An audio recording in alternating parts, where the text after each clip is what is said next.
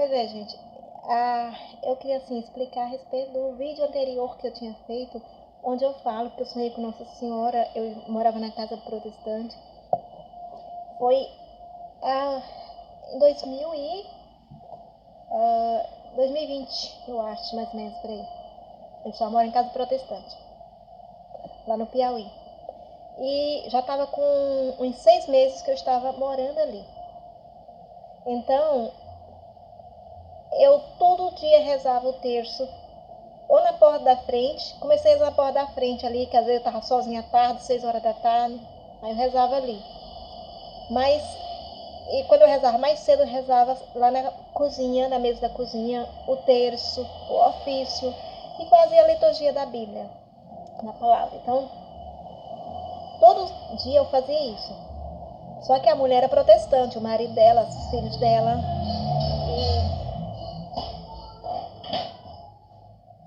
E sei que depois de 6 meses que eu estava ali, quando eu estava perto de me levantava às 6 horas da manhã todo dia. E 6 horas da manhã eu estava me acordando, mas antes de me acordar eu sonhei com Nossa Senhora e era tão real, quando acordei parecia que nem era dormindo, que eu estava realmente vendo. Aí eu sonhei que era uma manhã, dia claro, como realmente estava, e eu estava indo para a cozinha. Aí eu tinha trocado de quarto, que eu dormia no quarto ali perto da cozinha, que era o quarto das meninas, e a mulher colocou umas camas ali e colocou as crianças para lá e eu fiquei dormindo no quarto mais próximo do quarto dela. Ficava no meio. Então, quando eu me levantei, né, no meu sonho eu me levantava e ia para a cozinha. Quando eu chegava na sala do meio, que ficava de frente à porta do quarto, bem ali, de frente da sala, aí eu olhava pro quarto dos meninos e estava escuro, era tão escuro que não dava para ver nada lá dentro. E para a cozinha era tudo claro, a luz do dia. Mas eu não vi o teto e nem a parede ali da cozinha, que sumiu. No sonho eu não via. Eu via Nossa Senhora, que não estava dentro da casa protestante. Ela estava no muro da escola, que no fundo ali tinha o muro do colégio público. E ela estava como se não entrasse em casa protestante. É claro que existe relato de que ela já converteu alguns protestantes, vários protestantes, mas não é onde ela habita. Esse protestante tem que estar com a alma aberta, alguma coisa, ela sentir algo, tem uma missão, mas não protestante que não quer nada com Deus. Então, eu estava ali, indo para a cozinha, aí aquele claro. E na sala também, a metade da sala também estava a luz do dia. E Nossa Senhora ali, eu olhando e achando lindo, porque era um dia claro, lindo, lindo, e ela linda, maravilhosa. Aí quando eu olhei para a porta do quarto dos meninos, ia saindo uma coisa dali, o que as pessoas chamam de tira-véia, né? Ali era serpente, em forma de uma mulher, mas uma mulher deformada, e do jeito que as pessoas costumam descrever, uma mulher totalmente deformada, parecia humana, mas com aparência desumana, deformada, como se arrastasse algo terrível atrás dela. As pessoas geralmente chamam de tira-véia quando não quer arrastar o nome da besta, porque diz que atrai espíritos ruins. Então a gente não chama pelo nome dela. E ela estava ali na porta do quarto das crianças. E a criança de protestante não é batizada, né? Você sabe que é pecado guardar a criança sem batizar. O menino tem 13 anos e dividiu o quarto com as meninas. A outra menina tinha 10 anos e a outra de 8 anos. E eles estavam dormindo tudo naquele quarto ali. E aquela coisa saía do quarto deles e posicionava-se ali na porta. Aí ficou como se fosse como se posicionasse numa guerra ou em alguém protegendo o que é seu.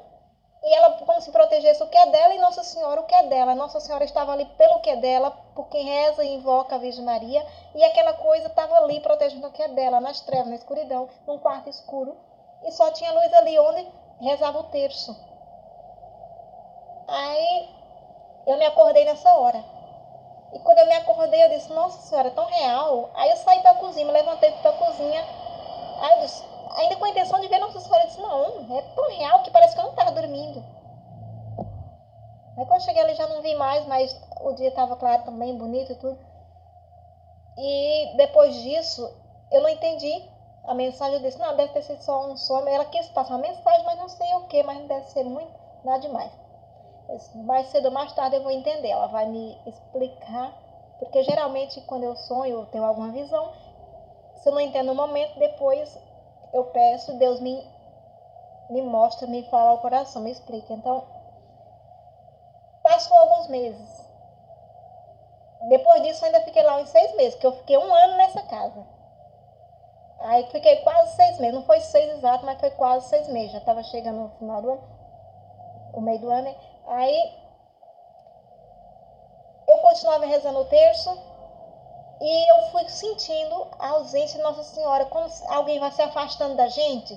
E eu sentindo aquela energia, eu sentindo a presença dela indo se afastando e ficando cada vez mais longe.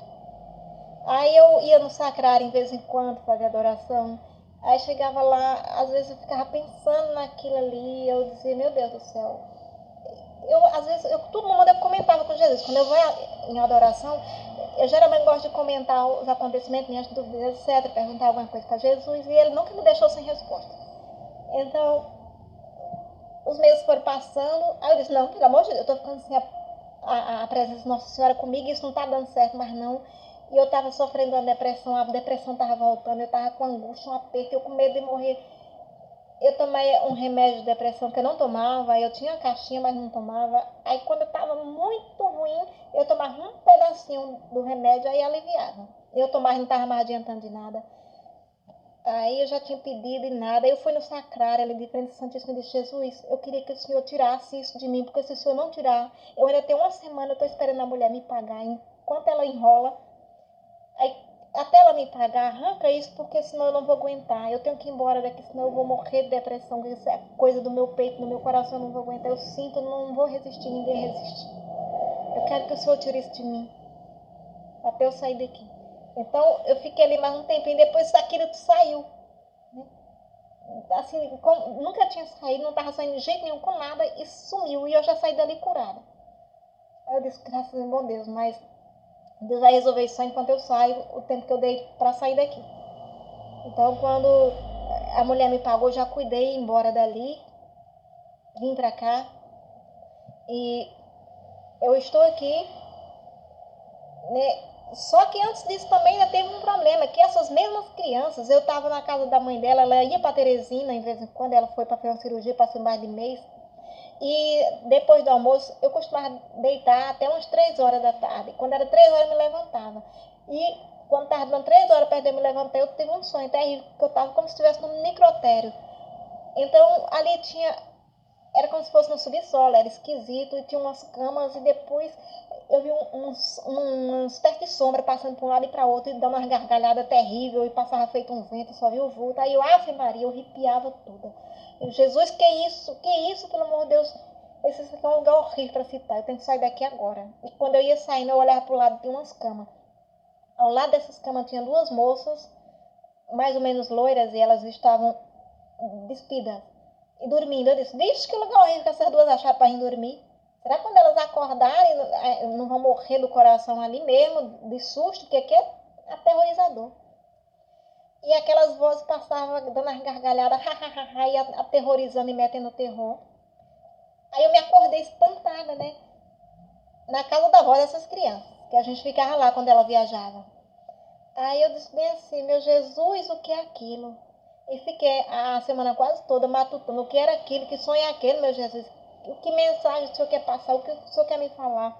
Aí eu fui ao sacrário, porque a casa da mulher fica colada à igreja, nos fundos da igreja. Aí é só um pulo, é só atravessar a ruazinha e tá na igreja. Aí eu fui pro sacrário e perguntei, Jesus, o que era aquilo? Que sonho é aquele? Me revela o que era aquilo ali. Aquele sonho necrotério, aquela sombra. Aí, quando a mulher chegou, fomos para casa dela de volta, ela levou as crianças, fomos de volta. E na mesma semana ali, de tarde, eu estava com a menina mais nova de 8 anos. E aquela menina, ela costumava fazer tudo de propósito. Ela limpava a cozinha, ela sujava, bagunçava, revirava. Ela metia o terror, igual aquela sombra do sonho. Ela e os irmãos dela. E ela e o irmão mais velho de 3 anos eram os piores. Ele era mais sonso, metido a santa, e por baixo do pano ele matava no coração, fingindo, abraçando, beijando, e todo mundo olhava, pensava que era amor, carinho, mas no fundo ele era astuto. né? Ele sabia como fazer as coisas e cativar todo mundo e fazer as pessoas ver dele tanto amor que não existe, mas só existe maldade na alma dele. Eu digo, Jesus do céu, me diz o que era aquilo. Aí de repente a menina passou assim, correndo e dando a mesma gargalhada. Eu arrepiei, eu disse, olha, meu Deus do céu, era a Laura. Eu disse, essas crianças pagãs, sem batizar, filho de protestante, sem receber água de batismo, é o que é no mundo espiritual? Católico não guarda criança sem batizar, porque é pecado. E quando a criança não é batizada, o que é que ela é no mundo? Por isso que o demônio não deixa, ele cria essa seita protestante e ali ele domina com as crenças dele.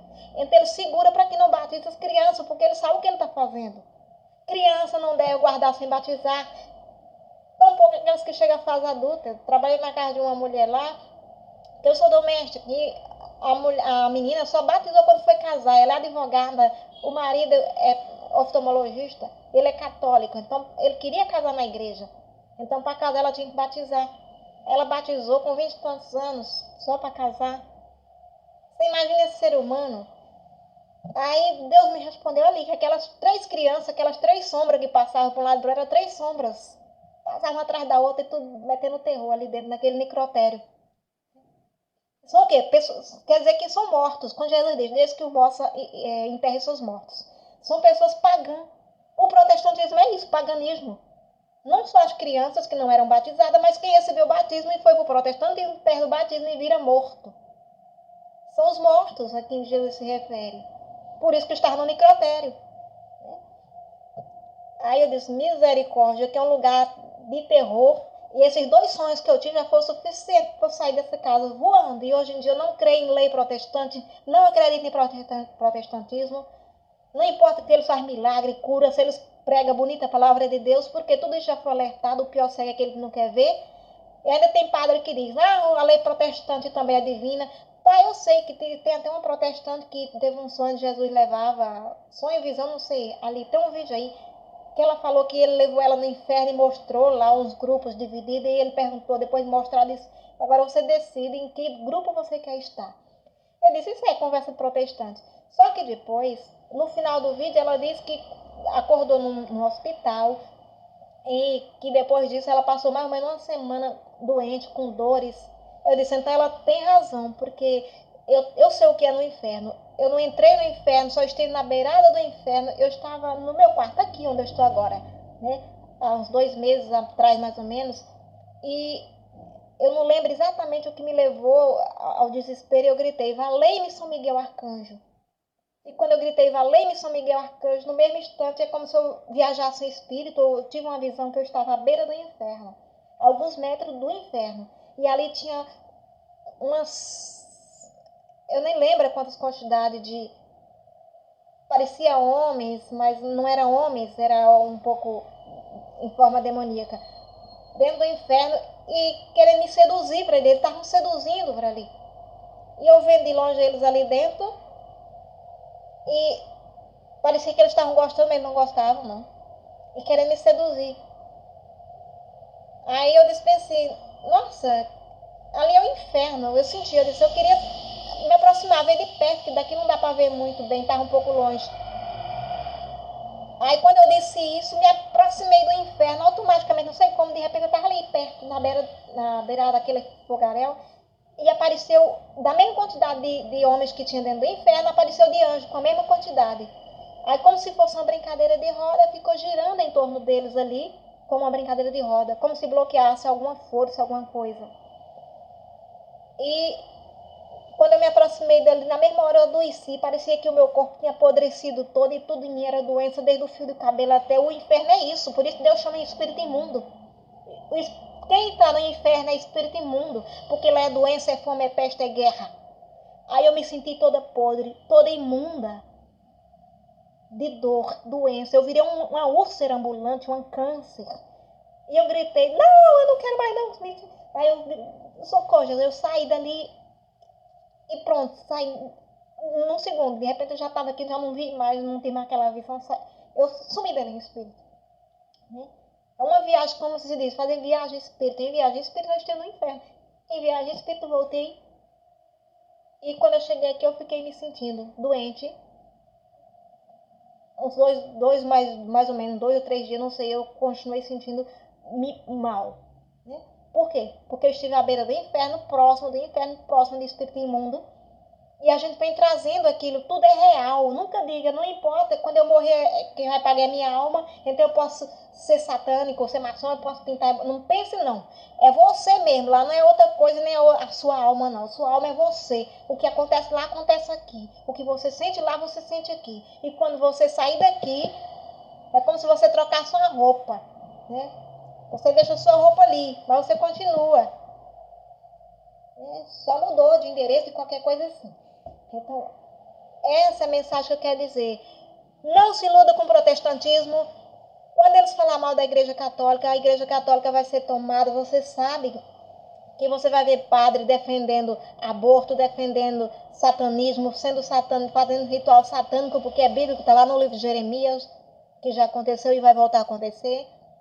Tudo que você vê de anormal, mas nunca use isso como desculpa para você abandonar a fé. Porque quem perseverar na fé católica, apostólica, romana, na tradição apostólica, na fé em Jesus Eucarístico, na fé aos dogmas da igreja, crendo, seguindo fielmente as ordens do nosso Senhor Jesus Cristo, esse vencerá. Mas nunca apele para uma seita, pule para uma seita, porque é pulo para o abismo, né? Então, Deus acolhe algumas orações protestantes, não importa, nem é hora de julgar, não. Por isso que o protestante pede, recebe, eles dão glória. Porque na Bíblia diz, não se comporte como filho da escrava. Algumas Bíblias, eu tenho outro tipo de tradução que está de outra forma traduzida, mas que significa o mesmo, né? Vocês não receberão a herança junto com os filhos da escrava. Os filhos da escrava recebem primeiro. Aí são os filhos da escrava, da serpente, a geração da serpente, recebendo sua herança aqui na terra. Mas nunca pense que é porque está salvo o protestantismo. Tá bom?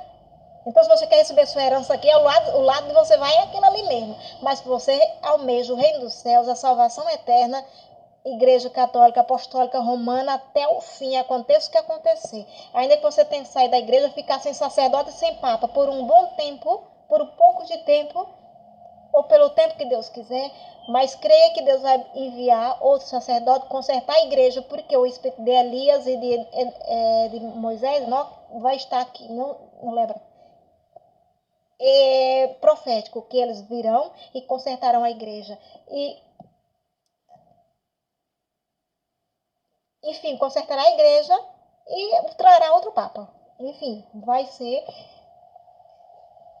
É, vai existir um papa de verdade. E é isso que a gente tem que ficar à espera, aconteça o que acontecer. Salve Maria Santíssima e viva Cristo Rei.